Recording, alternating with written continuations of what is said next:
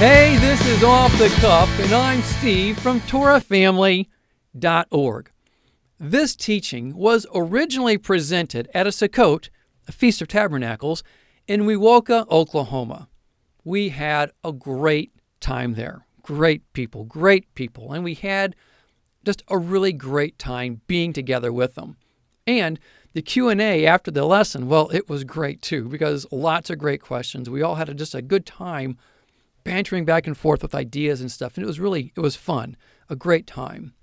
So I want to say a huge thank you to all those at that Sukkot in Wewoka.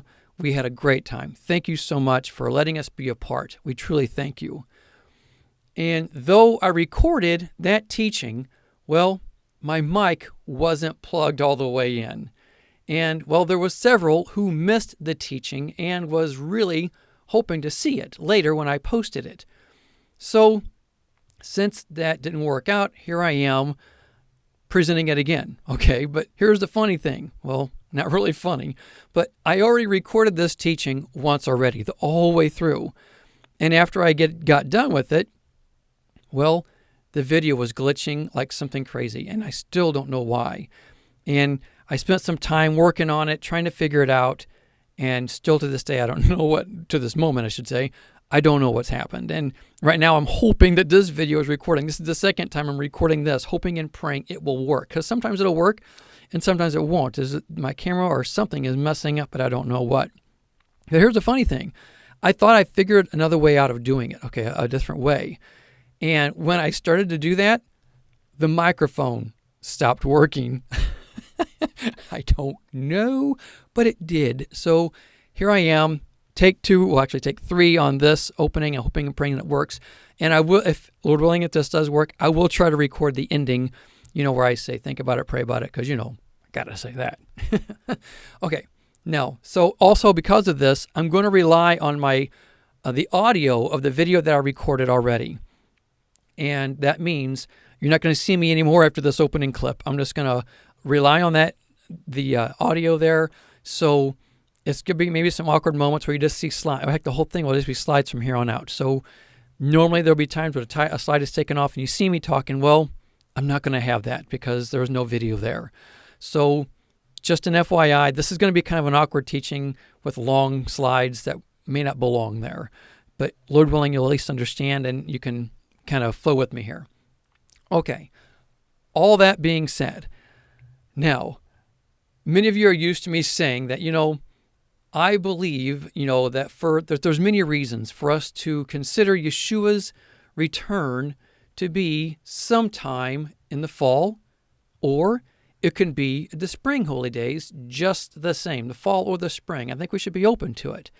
And though I'm currently leaning heavy to the fall season, I really believe we need to be open to all possibilities of Yeshua's return when studying this topic.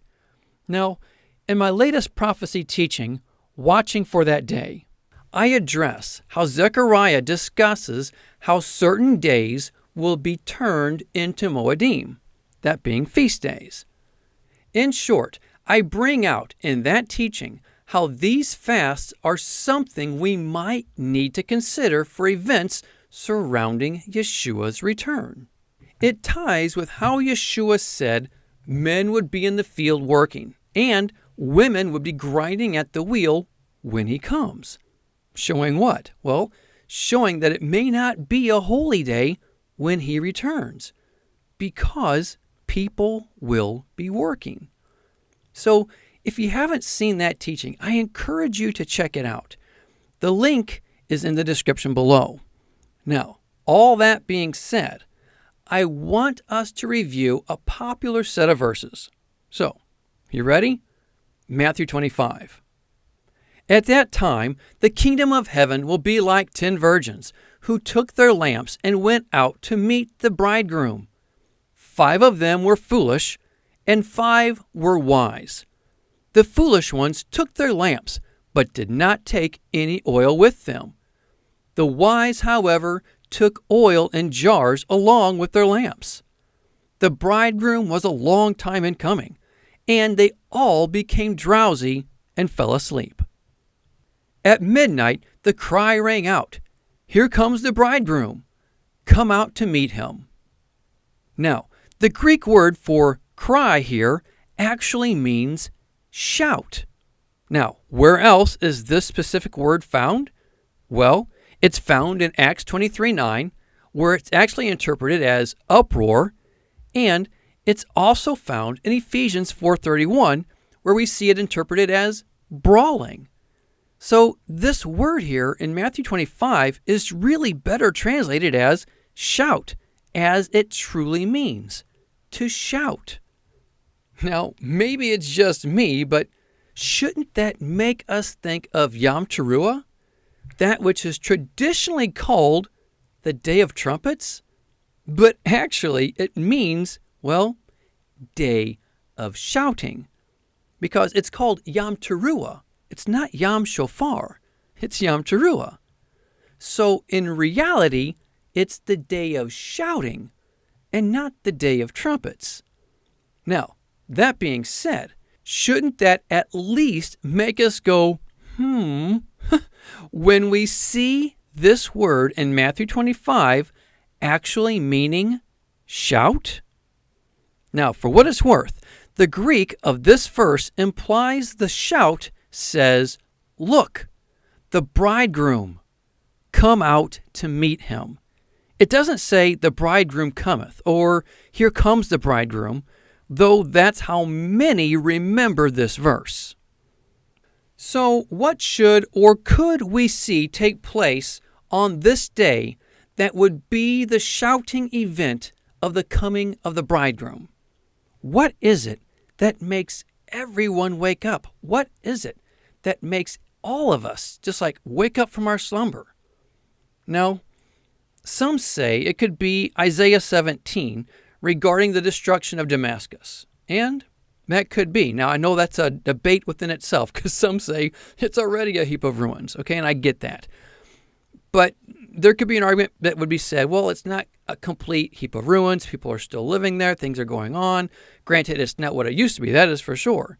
But again, I mean, that's, like I said, an argument in itself. I guess, there really are multiple possibilities, I believe anyway, that we should all be open to for this event that just wakes us up. And one possibility that I believe we should be open to is from a verse we find in 2 Thessalonians. 2 Thessalonians 2, verse 1, starting in verse 1.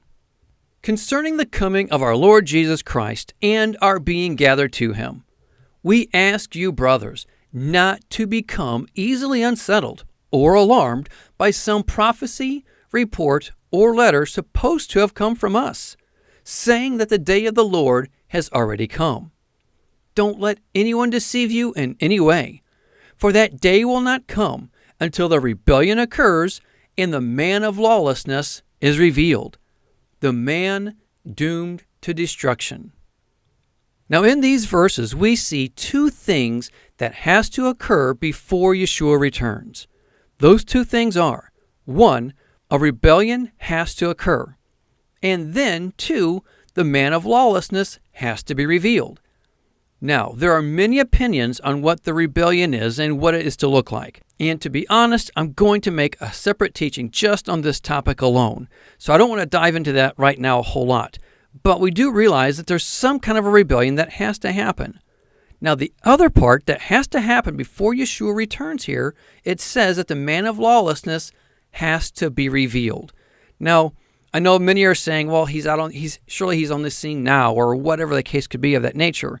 And let's say that's possible, and it could be possible. But I don't see that as a revealing. I think the revealing is all men will know exactly who he is. So yeah, he's probably out there on the scene, but we don't know he's the anti-Messiah yet.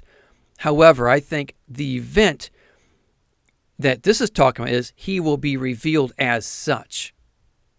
So it seems these verses anyway, are saying these two things have to happen. A rebellion of some kind, and then the man of lawlessness, the Antichrist, the anti-Messiah himself, has to be revealed as such. Now, there are many possibilities, I know, of how these two things could be played out, okay? The point I want to bring out here is, could this verse in Matthew 25 be showing us it will be a day of trumpets when Yahweh wakes everyone up to the times we are in? Something that removes all doubt to the times that are upon us. Something that wakes every believer up. The point I think we should take note of is only those who are ready at that time will be taken by the bridegroom. Now, think about that for a moment. Seriously. Only those who are ready at that time will be taken by the bridegroom. Everybody wakes up at that moment, but only those who are ready at that moment will be the ones taken to be with the bridegroom. I discussed the 10 virgins more in my teaching, The Church of Philadelphia, so you may want to consider that teaching for a little further details regarding the 10 virgins. But again, the point is, everybody's woken up, but only those who are ready when we're woken up are the ones who are taken. So the question is, could the day of trumpets be what this verse is pointing to? The day when we all wake up. Now, this teaching you're watching right now is being released on October 5th of 2018.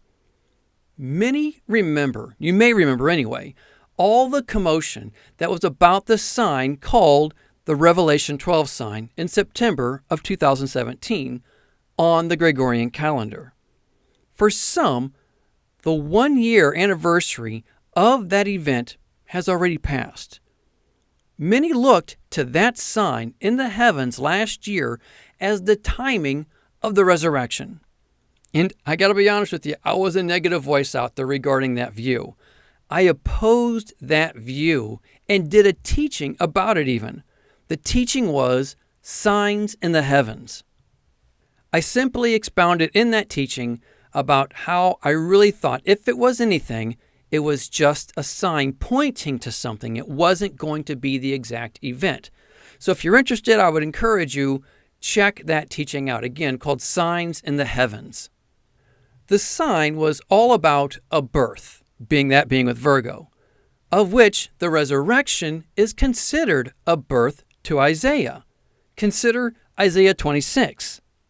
This verse is in the same context of Isaiah 24, the time of the global earthquake.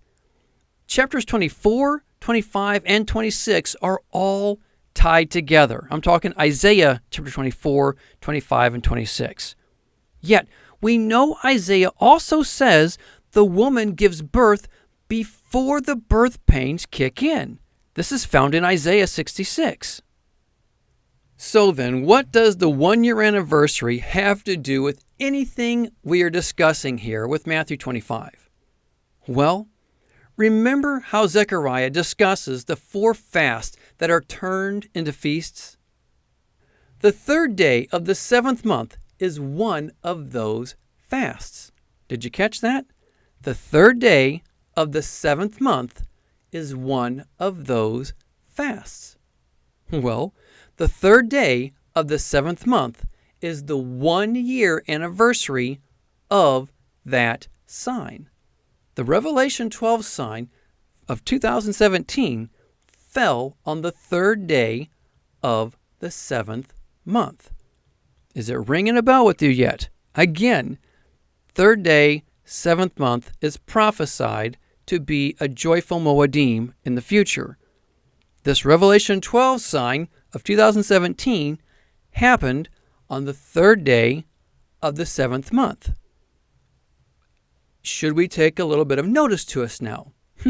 The funny thing is, I remember when the sign happened in 2017 and how it didn't seem to make sense that, if it was to be anything at all, how it fell on the 3rd day of the month.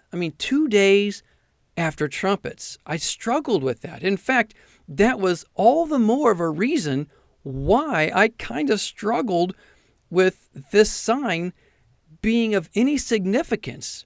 I mean, seriously, of any significance at all, because it wasn't happening on any kind of a significant day, because it didn't land what I considered something significant, that being a holy day, a moed, one of the feast days. It just wasn't lining up for me. But now, today, I see significance in that specific day, something I've never, ever seen before. Until I made that teaching discussing how Zechariah prophesied about that day, I never saw it. But now, when you suddenly see, hey, there's a prophecy that, oh yeah, it touches on that specific day, well, suddenly it takes a little more interest. I'm going, well, maybe there's something to this thing that we never saw back then, okay? Am I making something up here? I don't think so. I think this is something we need to be taking note of.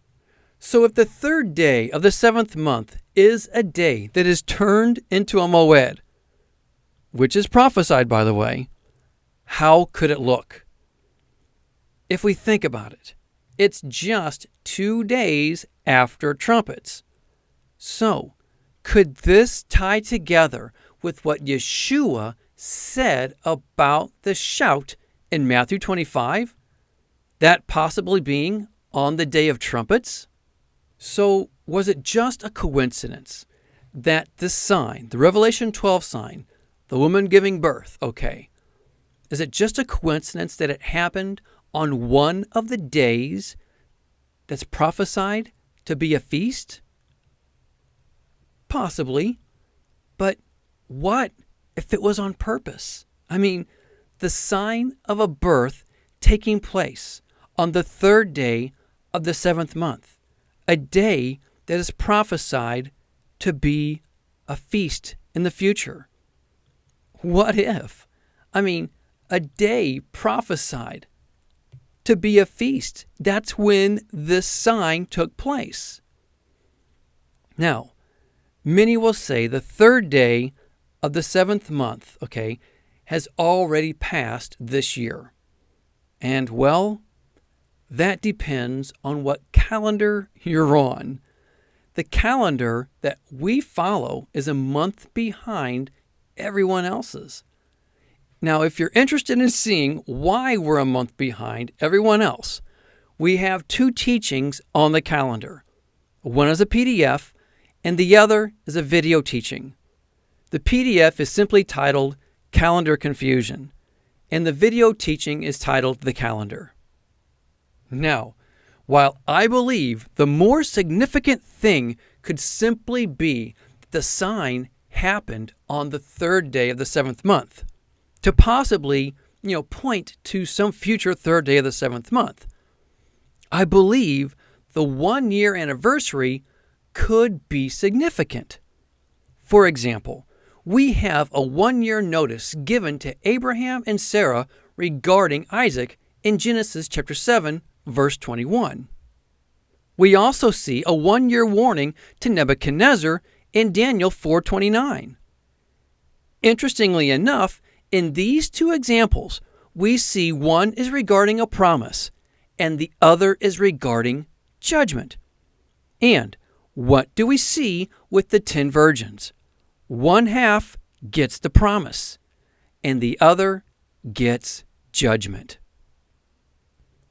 Whatever year things may begin, this is something I believe we should make mental note of. And for what it's worth, whenever my friends and I, whenever we discuss end-time considerations, we always, and I do mean we always, mark the days of different calendars. Meaning this, if we are looking at something, we think, hey, oh my goodness, look at this, and this seems to make sense for this particular day. Maybe we should be watching for this. And we'll discuss it and go over it back and forth, and kind of sharpen one another up. Well, no, this, or well, yeah, maybe so, this. And once we all come to a conclusion that maybe this is something we should consider, we don't just look at one calendar. we get all the calendars out, and we go, okay, well, this calendar says it would fall on this day. Well, Enoch here, and well, this guy says this, and all these things. Well, these two actually fall on the same date. We start planning it all out and saying, okay, well, here are the possible days we can just be watching. Because why? We say, Yeshua said to watch and pray. So that's what we do. And, while we're all confident of the calendar that we all follow, we have to realize that we're all still human just the same. We need to be open to the possibilities of other calendars being right, okay? So while I believe the third day of the seventh month could apply to any year, it's still on a watch time for us this year. Again, he said to watch and pray. So, well, that's what we're doing. And I plan on watching this day all the years to come from this time on. It's not just this year. If it doesn't happen this year, I'm going to keep watching. It's for me, just like I would have to think that most of us, we all look at all of the moed'im, the holy days, the feast days, okay, the appointed times. We look at all of these and go, hey, these are things, we need to be looking on. If Yeshua came on all the spring days and stuff and fulfilled it to a T on the days, then that means these are truly appointed times. And it doesn't mean when we say we all look at the appointed times and we think about, well, it's already been fulfilled. Well, no, they're appointed times. That means these are times that are appointed. It's not like it's appointed once and done. No, it comes around every year, and sometime it's going to mean something again, as far as meaning it's going to happen again on something like that. So I hope and pray that makes sense. So just as much as we look at these moed'im that are given to us in Leviticus 23, I personally am looking to these fast days that are given to us in Zechariah just the same, because it says they're going to be made into future moed'im. So for me, it's like there's more days to watch and pray on. I hope and pray that makes sense. I hope so anyway. So now 1 Thessalonians chapter 4 says we will meet him in the clouds. Now, contrary to what many believe, it doesn't say we go to heaven. It simply says we will meet him in the clouds. So, when we meet him in the clouds, could we stay there while the earth is shaking, as Isaiah 24 says? Remember, the birth happens first, then the birth pains happen. So, after the earth gives birth to her dead, the birth pains begin. That being the earthquake. Could that be for 7 days? Then, on the seventh day, Yeshua fulfills his obligation as high priest in the heavenly temple on the Day of Atonement. Then, immediately takes his bride down for the marriage covenant on Mount Sinai? He would then have 1 year to be with his bride before that obligation is required of him again, thus allowing him to fulfill the 1 year requirement to be with his bride according to Deuteronomy 24. I really just don't know. I have been trying so hard to figure how his obligation as high priest in the heavenly temple gets completed, but this way it does kind of seem to fit. I know that can bring up many other questions, and I'm not saying in any way, I'm not saying that I'm right here. However, it does seem to fit. Also, regarding us being in the clouds for 7 days, that could be what's also mentioned in Isaiah 26. Verse 20 says, "Go, my people, enter your rooms and shut the doors behind you. Hide yourselves for a little while until his wrath has passed by. See, Yahweh is coming out of his dwelling to punish the people of the earth for their sins. The earth will disclose the blood shed upon her. She will conceal her slain no longer."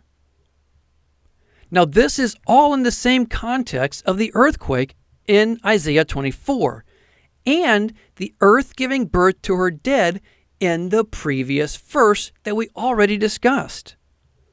So these verses in Isaiah 26 could be interpreted as the time of the resurrection taking place, and we meet him in the clouds for protection during the earthquake.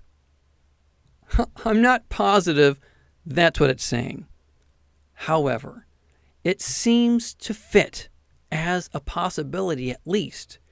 And I believe Matthew 25 gives us something to think about regarding the Day of Trumpets, that being the shout, and how it could be related to the third day of the month as being connected to the return of Yeshua, that being the resurrection. Things I truly believe we really need to just be watching and praying on every year from here on out. Not just this year or one every year. No, this is a day, that third day of the seventh month, I really believe, along with the other fast mentioned in Zechariah, I really believe these are days that we need to put on our watch list, if you will. Along with all the moed, these fasts should be considered with those. I really believe that with all my heart.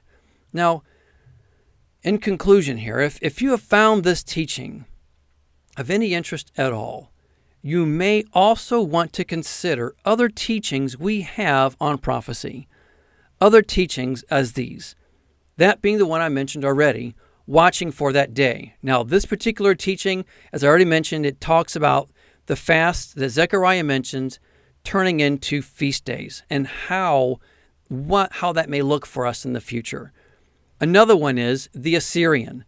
The Assyrian is all about the anti-Messiah, okay, and how many believe the anti-Messiah will be the Assyrian. But in this teaching, I show how it's the Assyrian who the anti-Messiah defeats. And because he defeats him, the Assyrian, that's why many accept him as the anti-Messiah. So I think you'll find that of interest. Another teaching is evil people. Now, this really is not particularly an end-time teaching. However, it covers a topic that I believe could relate and such. Because a lot of people refer to, well, who's evil people? Well, we think of evil people as being, Gothic or all about bloodthirsty people or they're twisting DNA and all this other kind of stuff. This teaching shows that may not be how Yahweh defines evil people. Now, I'm sure that they will be included as such, but that's not the full spectrum of what evil people consists of. So I think that will be a point of interest. Another teaching is veiled hearts. Now, this teaching, again, this one is another one. It may not particularly be an end-time teaching, but I do briefly discuss the word apocalypse and what specific event takes place at the apocalypse, that being the unveiling of Yeshua. I really think that is a very important topic to consider, so hopefully you'll consider this teaching too. Now, another one is the return of the tent. This is one I really believe is something we need to consider because I know a lot of people are looking for a stone-made temple to be made again. And I'm not saying that's wrong. However, I present in this teaching a scenario that shows it may not be a stone-made temple we should be looking for, but rather the tabernacle being brought back. The tabernacle from the Old Testament I'm talking about, the tent of meeting. Please, if you're interested in studying the temple at all, this would be something you'll want to consider. Another one is the image of the beast. This is a teaching I think you will want to sit down while you're watching for sure, because I present in this how the image of the beast is really going to be the Ark of the Covenant. I know that sounds crazy, almost blasphemous for some people, but if you watch the teaching, you'll see how there's an argument to be made that the image of the beast is going to be the Ark of the Covenant. Next, the Church of Philadelphia. This is a teaching that obviously discusses the Church of Philadelphia. I discuss multiple things and about this. As I mentioned earlier, I discuss also the 10 virgins in this.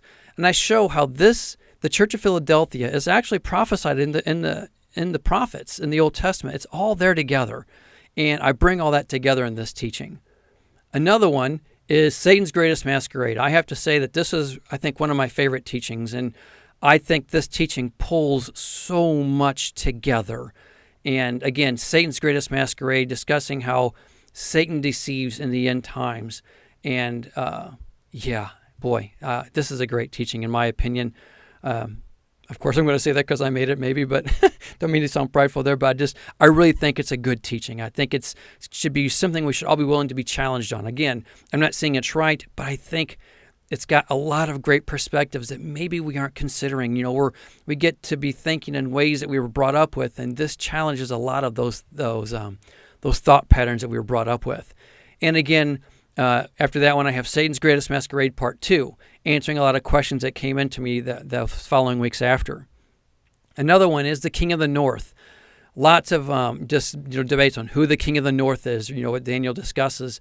Well, I show how the King of the North, I give a completely different perspective on who the King of the North would have been to Daniel and the King of the South.